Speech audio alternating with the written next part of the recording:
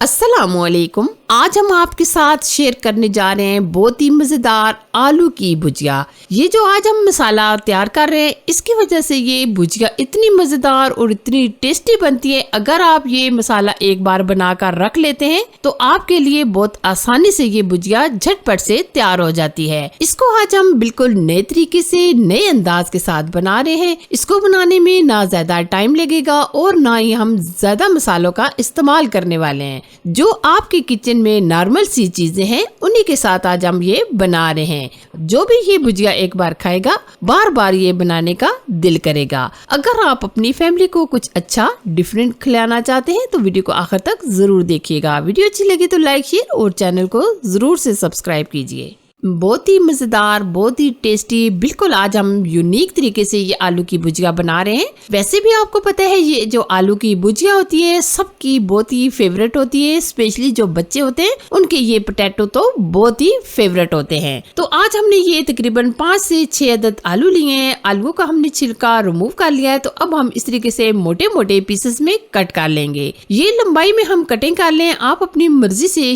किसी भी शेप में कटिंग कर सकते हैं। इसको आज हम बहुत ही डिफरेंट और बहुत ही यूनिक स्टाइल से आज हम ये आलू की भुजिया बना रहे हैं। आप इस वीडियो को एक बार जरूर से ट्राई कीजिएगा। तो चलिए जी, हमने ये आलूओं की कटिंग कर ली है। तो अब हम इसको पानी में डिप करेंगे। पानी में डिप करने से ये होता है कि जो इसमें स्टार्च वगैरह होता है वो निकल जाता है। तो हम इसमें तकरीबन 1 चम्मच के करीब डाल देंगे नमक। नमक के अंदर ये एक तो इसका टेस्ट अच्छा हो जाएगा, दूसरा ये इसमें जो स्टार्च वगैरह होता है वो भी निकल जाएगा। तो हमने ये पानी में तकरीबन 10 से 12 मिनट डिप करके रख दिए। तो अब हम क्या करेंगे, लेंगे मिक्सी जार जिसमें हम डालेंगे कुछ स्पाइसेस में हम डालेंगे सबसे पहले 1 चम्मच के करीब धनिया।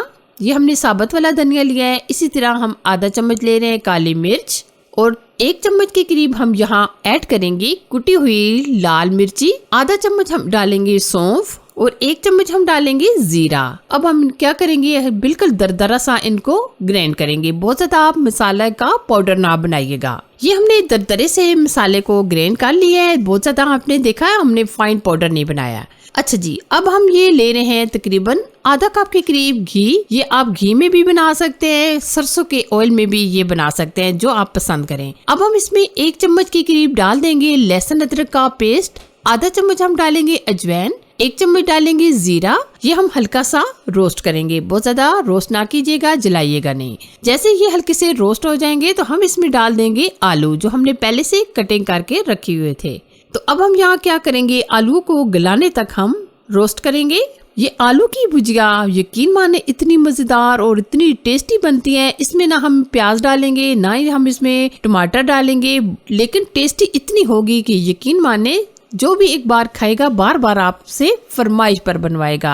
अगर आप 1 रोटी खाते हैं, इस भुजिया के साथ आप 3 से 4 रोटियां खा जाएंगे। यकीन माने इतनी मजेदार और इतनी चटपटी और चटखारेदार ये भुजिया तैयार होती है। तो ये देखिए, हमने आलूओं को 2 से 3 मिनट हो चुके हैं रोस्ट करते हुए, लेकिन अभी ये आलू गले नहीं है। हमने इनको इतना पकाना है ताकि ये अच्छे तरीके से गल जाएं। हमें इसमें कोई पानी डालने की जरूरत नहीं है। हम इसी तरीके से रोस्ट करते हुए आलूओं को गलाएंगे। तो अब हम यहाँ डाल देंगे 1 चम्मच भर के नमक हमने डाल दिया है। तो अब हम यहाँ ऐड करेंगे जो हमने मसाले दरदरे से ग्राइंड किए थे, ये हम डाल देंगे। और आधा टीस्पून हम इसमें डालेंगे लाल मिर्ची। आधा टीस्पून हम इसमें डालेंगे हल्दी पाउडर। मसाले डालने के बाद हमने 3 से 4 मिनट भुनाई कर ली है। तो आलू भी माशाल्लाह अच्छे तरीके से गल चुके हैं। ये भुजिया बनाने में सिर्फ 10 से 12 मिनट लगते हैं। फौरन से आप ये बनाकर एंजॉय कर सकते हैं। तो अब हम इसमें डालेंगे हरी मिर्चें। तकरीबन हमने 8 से 10 हरी मिर्ची ली हैं, बिल्कुल हमने बारीक कटिंग कर ली है।